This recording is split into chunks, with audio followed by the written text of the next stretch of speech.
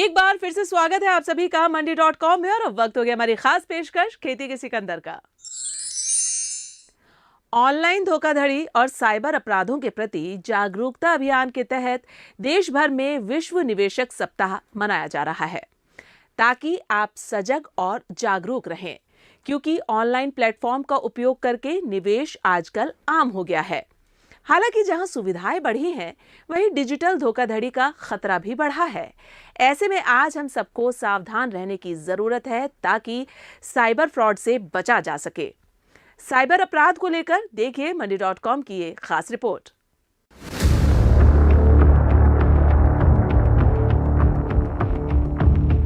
देश में साइबर अपराधों में साल दर साल तेजी आ रही है। बीते 5 सालों में साइबर ठगी के मामलों का ग्राफ तेजी से ऊपर चढ़ा है। भारतीय साइबर अपराध कोऑर्डिनेशन सेंटर के आंकड़ों पर नजर डालें तो मई 2024 तक प्रतिदिन औसतन 7,000 साइबर अपराध शिकायतें दर्ज की गई, जो 2021 और 2023 के बीच की अवधि के मुकाबले काफी ज्यादा है। साल 2019 में साइबर क्राइम में सिर्फ 26,049 मामले आए थे। 2020 में आंकड़ा लाखों में पहुंच गया। साल 2020 में ये मामले बढ़कर 2,57,777 पहुंच गया। इसके बाद 2021 में 4,52,414 और 2022 में 9,66,790 शिकायतें दर्ज हुई। पिछले साल देश में साइबर ठगी के मामले 15,56,218 तक पहुंच गए। एक तरह से आप यूँ मान के चलिए कि ये बढ़ रहे हैं, लेकिन उसमें घट भी रहे हैं। क्राइम्स, आप कुछ भी क्राइम देख लीजिए आज के डेट में, आप चाहे जो पुराने क्राइम्स होते थे वो देख लीजिए, चाहे साइबर क्राइम देख लीजिए, दिन प्रतिदिन ईयर ऑन ईयर वो बढ़ ही रहे हैं, वो घट नहीं रहे हैं। लेकिन हाँ, जो उसकी स्पीड है बढ़ने की, उसको हम घटा सकते हैं। कस्टमर को या जो काम कर रहा है या जो उसका यूज़ कर रहा है, उसको अगर ये पता चलता है किसी न किसी माध्यम से, तो उसको ग्रहण करके उसका पे अमल करना चाहिए। तकनीक दोधारी तलवार है, जिसके फायदे और नुकसान दोनों हैं। एक और लोग प्रौद्योगिकी का इस्तेमाल करके दुनिया में क्रांति ला रहे हैं, तो दूसरी ओर इसी प्रौद्योगिकी का इस्तेमाल कर साइबर फ्रॉड से जुड़े लोग रोजाना नए नए हथकंडे अपना रहे हैं। डिजिटल ट्रेडिंग प्लेटफॉर्म पर भी बड़े पैमाने पर धोखाधड़ी के नए तरीके सामने आते रहते हैं। ऑनलाइन प्लेटफॉर्म पर हैकिंग और डेटा चोरी की घटनाएं बढ़ी हैं। साइबर सुरक्षा का खतरा, डेटा में हेराफेरी और अनैतिक व्यापारिक गतिविधियों से जुड़ी खबरें आए दिन पढ़ने सुनने को मिलती हैं। जोखिम के लेके देखिए बहुत सारी स्थितियां उत्पन्न हो सकती है। ये तो बात है कि जिसका दिमाग जिस तरफ चलता है वो उसी तरफ की सोचता है। तो फ्रॉडस्टर जो है वो हमसे ज़्यादा तेज है। वो उसको 50 तरीके आते हैं फ्रॉड करने के, और वो रोजाना जो है ना एक नया तरीका ढूंढने की कोशिश करता है। तो अब उसमें हम ये कह सकते हैं कि आज की डेट में सिक्योरिटीज़ मार्केट हो, कमोडिटीज़ मार्केट हो, चाहे कोई भी एसेट क्लास का मार्केट हो, उसमें आपको ये सजग रहना पड़ेगा कि आपकी मालूमात ज़रूर पूरी होनी चाहिए। एक मार्केट में घुसने के पहले आप उसकी पूरी मालूमात लें, उसके बाद ही उस मार्केट में एंटर करें, नहीं तो आपके साथ फ्रॉड होने के चांसेस बढ़ जाते हैं। आज की डेट में सोशल मीडिया में इतने ज़्यादा फ्रॉडस्टर्स बैठे हुए हैं, चाहे आप ट्विटर ले लीजिए, चाहे आप फेसबुक ले लीजिए, चाहे आप व्हाट्सएप ले लीजिए, आपको बार बार बरगलाया जाएगा, आपको बार बार रिपीटेड मैसेजेस आएंगे, आपको उलझावने ऑफर्स दिए जाएंगे कि आप ये स्क्रिप्ट ले लीजिए, 20% का प्रॉफिट अगले ही दिन दे दूंगा, 50% का प्रॉफिट मैं आपको 1 महीने में दे दूंगा। इस प्रकार के बहुत सारे एग्जाम्पल्स लोगों के साथ हुए भी हैं फ्रॉड्स, और आज भी हो रहे हैं। जो नहीं जानते हैं वो आज भी उनके साथ वो फ्रॉड्स हो रहे हैं। आज का दौर डिजिटल युग का है, जहां हर चीज तेजी से बदल रही है। व्यापार का तरीका भी इससे अछूता नहीं। खासकर कमोडिटी ट्रेडिंग में डिजिटलीकरण ने जबरदस्त बदलाव किए हैं। कमोडिटी ट्रेडिंग, जो कभी पारंपरिक रूप से हाथों हाथ या टेलीफोन के माध्यम से होती थी, अब डिजिटल प्लेटफॉर्मों पर हो रही है। एक समय था जब व्यापार में समय, मेहनत और कई औपचारिकताएं शामिल होती थी, लेकिन आज ये सब एक क्लिक पर हो जाता है। अब ट्रेडर्स को किसी एक्सचेंज पर पहुंचने के लिए उन्हें कहीं जाना नहीं पड़ता। वे घर बैठे राष्ट्रीय और अंतर्राष्ट्रीय बाजारों में व्यापार कर सकते हैं, वो भी तेजी से, पारदर्शिता के साथ, कम लागत में। आज की डेट में बहुत सारे लोग जो हैं वो शेयर्स में काम करते हैं, ऐसे ही कमोडिटीज़ में भी काम करते हैं। मतलब मैं जो एग्जांपल दे रहा हूँ ये शेयर सिक्योरिटीज़ का है, लेकिन ये कमोडिटीज़ में एप्लीकेबल है और वैसा वहाँ पे भी हो सकता है। किसी एक सज्जन के पास में बहुत सारा जो सिक्योरिटीज़ थी वो उनके अकाउंट में थी, और उसकी वैल्यू शायद हो सकता है कुछ अच्छा पोर्टफोलियो उनका था। तो फ्रॉडस्टर ने क्या किया, उनके अकाउंट को हैक करके और उनकी जो स्क्रिप्ट्स थी, जो भी उनके पास शेयर्स थे, वो उसी दिन के जो भी करंट मार्केट भाव चल रहा था उस पर उनको बेच दिया। बेचने के बाद क्या होता है, जनरली जब आप बेच देते हो तो आपको जो उसका जो अमाउंट होता है उसका कुछ मतलब काफ़ी पार्ट 70 से 80% पार्ट जो है वो आपको आपके ट्रेडिंग अकाउंट में एज अ मनी दिखने लगता है। उस फ्रॉडस्टर ने क्या किया कि उसने उस अमाउंट जो उसके पास वहाँ क्रेडिट हो गया था उस दूसरे बंदे के अकाउंट में, उसने बहुत deep out of the money की जो कॉल्स थी वो जाकर के उसने वहाँ पे खरीद ली। तो खरीदने के बाद जो फ्रॉडस्टर था वो सामने बेचने वाला बन गया और उसने उसके दूसरे के अकाउंट से उसको खरीद ली। अब होता क्या है, जब deep out of the money की कोई कॉल अगर मान लीजिए अगर कोई खरीद रहा है तो उसको उस पर प्रॉफिट होने के चांसेस नेग्लिजिबल होते हैं। अब हुआ क्या, जिस दिन एक्सपायरी हुई ये पूरा जो उसने प्रीमियम पे किया, जिसकी बेचारे की स्क्रिप्ट्स बिच गई, उसके जो प्रीमियम पे हुआ वो प्रीमियम किसको आ गया, फ्रॉडस्टर को आ गया। तो कहने का मतलब ये है कि चैलेंजेस हर जगह पे हैं, आपको पहचानना पड़ेगा कि मुझे उससे सुरक्षित कैसे होना है। फायदे हैं तो नुकसान भी हैं। डिजिटलीकरण ने कमोडिटी ट्रेडिंग में भी कई क्रांतिकारी बदलाव लाए हैं, लेकिन ये बदलाव केवल संभावनाएं ही नहीं लाई हैं, इनके साथ धोखाधड़ी और जोखिम के नए स्वरूप भी उत्पन्न हुए हैं। ऐसे में निवेशकों को सतर्क रहने की जरूरत है। वेयर हाउसिंग रिसीट्स में धोखाधड़ी एक बड़ा मुद्दा है, खासकर कमोडिटी ट्रेडिंग में। डिजिटल वेयर हाउसिंग सिस्टम और मजबूत सत्यापन प्रक्रियाओं से रिसीट्स के फर्जीवाड़े को रोका जा सकता है। इससे न केवल ट्रेडिंग को सुरक्षित बनाया जा सकता है, बल्कि किसानों और व्यापारियों के लिए लोन की प्रक्रिया को भी सुगम किया जा सकता है, क्योंकि सटीक warehousing data bank loan देने में मदद करता है। एक आम आदमी जो एक्सचेंज में माल लगाता था उसको एक वेयर हाउस रिसीट मिलती थी, उस वेयर हाउस रिसीट को वो कहीं प्लेज करता था, वो एक वेयर हाउस रिसीट फिजिकल होती थी। आज की डेट में वो सब इलेक्ट्रॉनिक मोड में चली गई हैं। तो इलेक्ट्रॉनिक मोड में सबसे अच्छा फ़ायदा ये है कि आप उसको इलेक्ट्रॉनिकली ही किसी को भी ट्रांसफ़र कर सकते हैं। जैसे हम डीमैट में कोई शेयर्स किसी से ट्रांसफ़र हो जाते हैं, वैसे ही इलेक्ट्रॉनिक मोड से ही आपका वेयर हाउस की रिसीट जो है वो इलेक्ट्रॉनिक ट्रांसफ़र हो जाती है।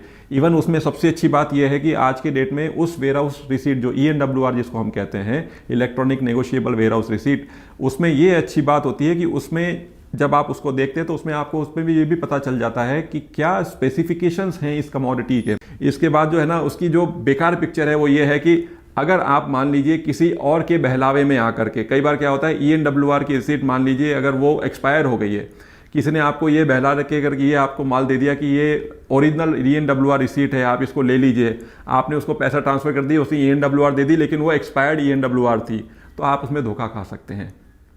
तो आपको ट्रांजैक्शन करने के पहले वो जो ट्रांजैक्शन मोड जिससे आप कर रहे हैं उसे आपको ये पता होना चाहिए कि क्या इसकी मान्यता है, ये कहाँ से, मतलब मैं इसको अगर मेरे पास कुछ अगर मेरे साथ कुछ धोखा हो जाता है तो मैं कहाँ अप्रोच कर सकता हूँ, मेरी सुनवाई कहाँ होगी, ये सब चीज़ें आपको हमेशा पता होनी चाहिए। मूल्य हेरफेर जैसी चुनौतियों से निपटने में एक्सचेंज की भूमिका महत्वपूर्ण होती है। एक्सचेंज न केवल व्यापार के लिए मंच प्रदान करते हैं, बल्कि बाजार के निष्पक्षता और पारदर्शिता बनाए रखने के लिए भी जिम्मेदार होते हैं। इस संदर्भ में एक्सचेंज कई कदम उठाते हैं ताकि पंप एंड डंप और स्पूफिंग जैसी प्रथाओं को रोका जा सके। पंप एंड डंप योजनाएं और स्पूफिंग जैसी प्रथाएं बाजार में अस्थिरता और निवेशकों के लिए नुकसान का कारण बनती हैं। लेकिन एक्सचेंज और नियामक एजेंसियां लगातार ऐसे धोखाधड़ी से निपटने के लिए सक्रिय हैं। स्पूफिंग और पंप एंड डंप ये दोनों जो हैं, और इस तरह के काफ़ी मैनिपुलेशंस जो हैं वो मार्केट में होते आए हैं, पहले से भी होते आए हैं, आज भी हो रहे हैं। नए नए तरीके निकालते हैं लोग बाग। पहले क्या करते हैं कि वो कुछ एक गुट बना करके 10-15 लोगों का धीरे से नीचे के लेवल से उस सिक्योरिटी में या उस कमोडिटी में बाइंग चालू करते हैं, जबकि उसमें ऐसा कोई फंडामेंटल फैक्टर होता नहीं है। और धीरे धीरे जब वो बढ़ने लगती है तो लोगों की निगाह में आती है, वो लोग बिना कुछ चीज़ को समझे हुए उसमें कूदने लगते हैं। और जब वो जिनने उस चीज़ को चालू किया था उनको जब लगता है कि हमारे पैसे बन रहे हैं, वो उसी दिन उसको छोड़ करके और जिनने वो लिया उनको उनके हवाले करके चले जाते हैं। इसमें जो इन्वेस्टर जो है या निवेशक जिसको हम कहते हैं, वो बेचारा बहुत बुरी तरह फंस जाता है, उसको बाद में वहाँ से एग्जिट नहीं मिलता और उसके अल्टीमेटली उसको जो है वो लॉस बियर करना पड़ता है। स्पूफिंग भी इसी प्रकार से जो है एक तरह से मैनिपुलेशन का तरीका है कि आपको गलत इन्फॉर्मेशन दे करके या आपको गलत इन्वेस्टमेंट की एडवाइस दे करके आपसे जो है चीट किया जाता है। साइबर ठगी के मामलों में आई तेजी के 2 कारण हैं। पहला, साइबर ठग हर रोज नए तरीके से ठगी की वारदात को अंजाम दे रहे हैं। वहीं दूसरा कि अभी भी देश में काफी लोग ऐसे हैं जो साइबर ठगी से बचने के तौर तरीकों को लेकर लापरवाही दिखाते हैं और लालच में आकर ठगी के शिकार हो जाते हैं। यहां रुकेंगे एक और छोटे से ब्रेक के लिए। ब्रेक के बाद दिखाएंगे डिजिटल प्लेटफॉर्म पर ट्रेडिंग करते समय कैसे निवेशकों को सतर्क रहना चाहिए और कौन कौन सी सावधानियों को ध्यान में रखना चाहिए।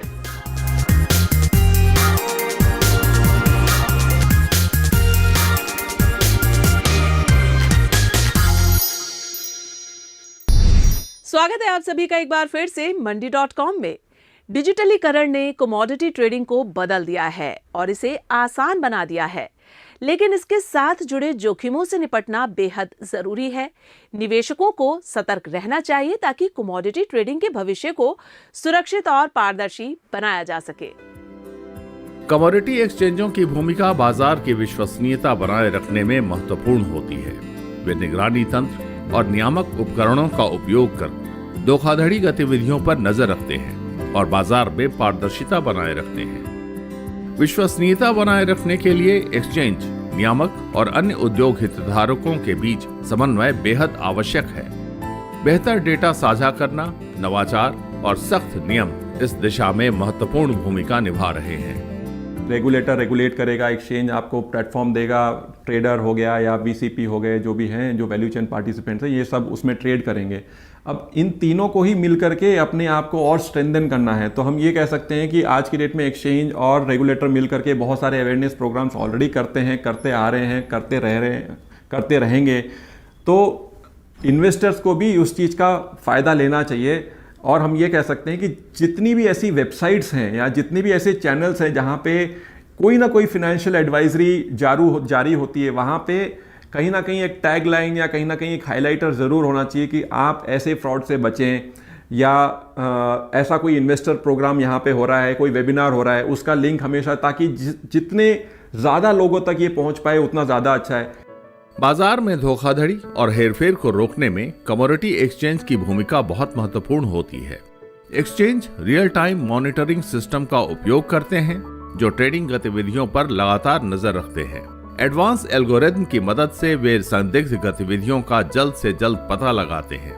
नियामक संस्थाएं भी सख्त नियम लागू कर रही हैं ताकि बाजार में पारदर्शिता बनी रहे।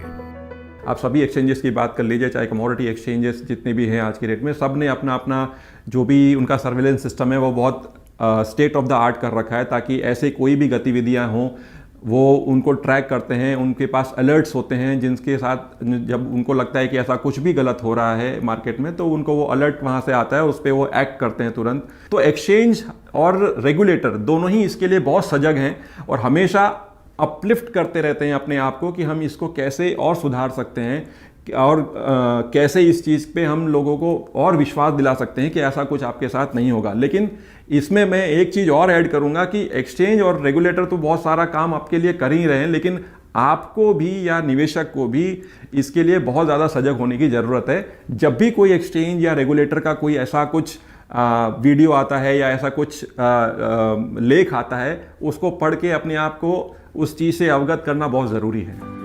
बढ़ते साइबर क्राइम को देखते हुए विश्व निवेशक सप्ताह की तर्ज पर ऑनलाइन धोखाधड़ी और साइबर अपराधों के प्रति जागरूकता अभियान के लिए देश की अग्रणी नियामक संस्था सेबी 14 से 20 अक्टूबर तक विश्व निवेशक सप्ताह मना रही है। निवेशकों के लिए ऑनलाइन ट्रेडिंग और वित्तीय बाजारों में निवेश एक बड़ा अवसर है, लेकिन इसके साथ कुछ जोखिम भी जुड़े होते हैं। निवेशकों को भी सतर्क रहना चाहिए और सही जानकारी पर आधारित निर्णय लेने चाहिए ताकि वे इन हेरफेर की गतिविधियों से सुरक्षित रह सकें। सबसे पहला आवश्यकता उसकी ये है कि वो एक बहुत मजबूत पासवर्ड बनाए, और अगर हो सके तो जहाँ जहाँ पे उसको ये अवेलेबिलिटी है कि वो 2 पासवर्ड बना सके, जहाँ कहीं कहीं पे आज की डेट में ये फैसिलिटी है, तो वो दो पासवर्ड बनाए ताकि एक पासवर्ड भी अगर कोई हैक कर पाए तो दूसरा तो कम से कम ना कर पाए। तो ये फैसिलिटी का वो अवेल करे। दूसरा पॉइंट ये है कि किसी भी सोशल मीडिया में या कोई भी ऐसी एक्टिविटी जहाँ पे उसको लगता है कि फंसने के चांसेस है, वहाँ पे वो उस चीज़ को कभी क्लिक ना करें, उस चीज़ पे कभी अपने आप को इन्वॉल्व ना करें ताकि आपके साथ धोखा ना हो। तत्काल धोखाधड़ी से निपटना महत्वपूर्ण है, लेकिन भविष्य में होने वाले स्कैम से खुद को बचाना भी उतना ही महत्वपूर्ण है। साइबर ठगों का ऐसा जाल जिसमें आए दिन न सिर्फ आम आदमी फंस रहा है बल्कि पढ़े लिखे लोग भी इनकी जाल में फंस जाते हैं। और फिर खेल शुरू होता है एक ऐसे फ्रॉड का जो आपके जीवन भर की कमाई पर हाथ साफ कर देता है। ऐसे में ऑनलाइन निवेश और व्यापार सुविधाजनक तो है, लेकिन ये तभी सुरक्षित हो सकता है जब आप सतर्कता बरतें और सही रणनीतियों का पालन करें। राजधानी दिल्ली से मंडी.com के लिए अनिल वत्स के साथ किशन भारद्वाज। मंडी.com में आज बस इतना ही। अगले सप्ताह में फिर आऊंगी किसानों को प्रेरणा देने वाली सफलता की एक कहानी और दूसरी जरूरी खबरें लेकर।